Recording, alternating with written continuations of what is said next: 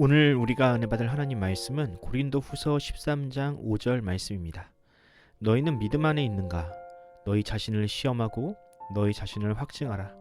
예수 그리스도께서 너희 안에 계신 줄을 너희가 스스로 알지 못하느냐? 그렇지 않으면 너희는 버림받은 자니라. 아멘.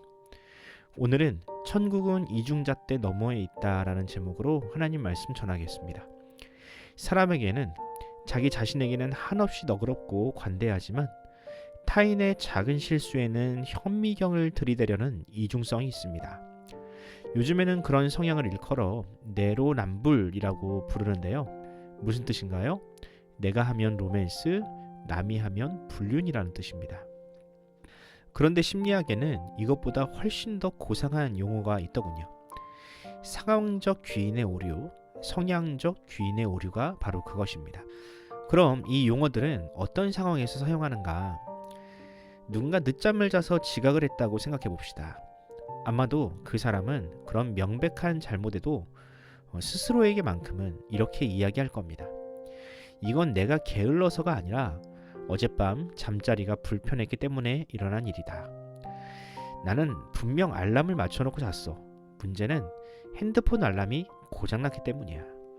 이처럼 어떻게든 자기 자신을 합리화하려 노력하는 것을 일컬어 상황적 귀인의 오류라고 합니다. 그럼 타인에 대해서는 어떤가? 같은 실수를 저질렀어도 남에게는 엄격한 잣대를 적용합니다. 그리고 저 사람은 원래 게으른 사람일 거야. 지각을 밥 먹듯이 하는 걸 보니 인성에 문제가 있는 것 같아 라고 단정 지어버리죠. 이처럼 그 사람의 환경을 일절 고려하지 않고 문제의 원인을 그 사람의 인격이나 성격의 문제로 몰아세우는 것을 일컬어 성향적 귀인의 오류라고 합니다. 어떤가요? 솔직히 조금 찔리면서도 한편으로는 마음이 놓이지 않습니까?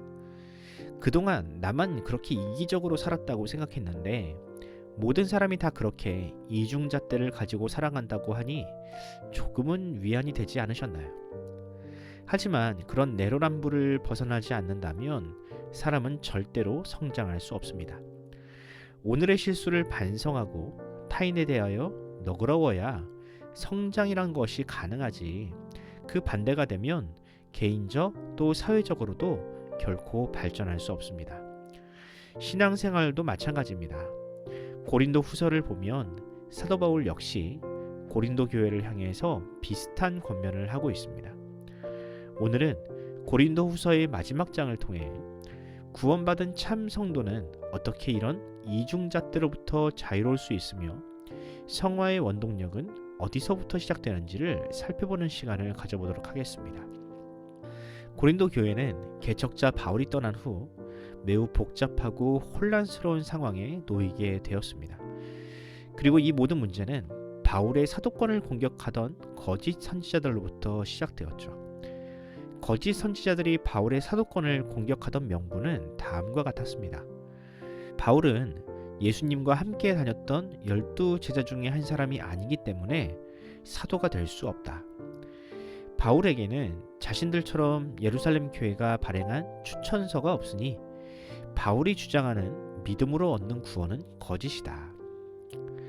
이처럼 추천서나 제자의 자격을 논하는 방식은 세상의 기준으로 본다면 너무나 타당한 것이었기 때문에 고린도 교회는 거짓 선지자들의 선동에 넘어갈 수밖에 없었습니다. 그렇게 고린도 교회 성도들은 하나님의 은혜에 감사하는 사람이 아니라 다른 사람을 평가하고 깎아내리는 심판자로 변질되고 말았습니다. 그럼 바울은 이렇게 자신을 검증하려고 하는 성도들의 모습에 실망했을까요? 솔직히 저라면 인간적인 섭섭함이 있었을 것 같습니다. 내가 목숨을 걸고 개척한 교회에서 그런 의심과 도전을 당한다면 인간적인 배신감이 없을 수는 없겠죠. 하지만 바울은 그런 섭섭함을 내비치는 대신에 교회와 사역자를 평가하는 기준을 바꾸라고 이야기합니다. 고린도 후서 12장 12절을 읽어드리겠습니다. 사도의 표가 된 것은 내가 너희 가운데에서 모든 참음과 표적과 기사와 능력을 행한 것이라. 사도, 즉 하나님의 사람은 누군가의 추천이나 경력으로 만들어지는 것이 아닙니다. 하나님의 종은 고난 중에 잘 참아야 하고 말과 행동에서 표적과 능력, 즉 열매가 있어야 한다고 바울은 이야기했습니다. 이런 기준은 어디서부터 온 것일까요? 바울이 자신에게 유리하도록 만든 룰인가요? 아니요. 이 기준은 그리스도 예수께서 이 땅에 계실 때 사셨던 방식이었습니다.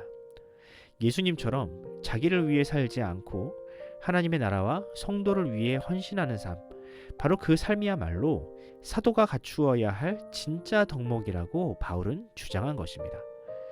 그렇습니다. 성도는 타인을 평가할 수 있습니다. 특히 지도자가 하나님의 말씀의 기준에서 벗어나지 않는지 감시하고 검증해야 합니다. 그런데 오늘 본문을 보면 타인을 향한 평가와 검증보다 먼저 이루어져야 할 것이 있습니다. 그것은 바로 자기 자신을 향한 끝없는 검증과 의심입니다. 오늘 본문 5절을 다시 읽어드리겠습니다. 너희는 믿음 안에 있는가? 너희 자신을 시험하고 너희 자신을 확증하라. 예수 그리스도께서 너희 안에 계신 줄을 너희가 스스로 알지 못하느냐? 그렇지 않으면 너희는 버림받은 자니라. 바울은 타인을 엄격하게 검증하는 것처럼 자기 자신을 향해서도 끊임없이 시험하라고 합니다. 과연 그리스도께서 내 안에 살아계시는지, 삶의 열매가 맺어지고 있는지 계속해서 점검하라고 합니다. 5절에서 우리가 주목해야 할 단어가 있다면 버림받은 자, 헬라어로는 아도키모이라는 단어입니다.